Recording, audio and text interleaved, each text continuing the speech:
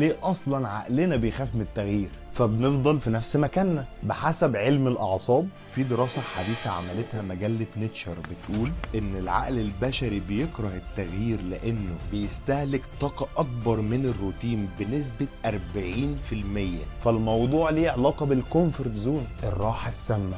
فالواحد ممكن يكون تعبان من وضعه الحالي لكنه بيخاف يخرج منه لانه متعود عليه. ناس كتير بتقول نفسي اتغير، لكن جوه عقلهم التغير ده مرعب لانه معناه انه هيخرج من منطقة الامان.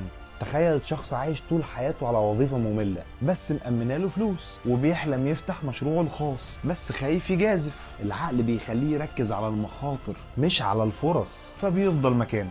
بس الحقيقة ان اسوأ حاجة ممكن تحصل لأي حد هي انه يفضل في نفس الدايرة للأبد. وأدهم الشرقاوي بيقول في كتابه: الراحة المؤقتة التي تجدها في الروتين هي أكبر خدعة يلعبها عليك عقلك.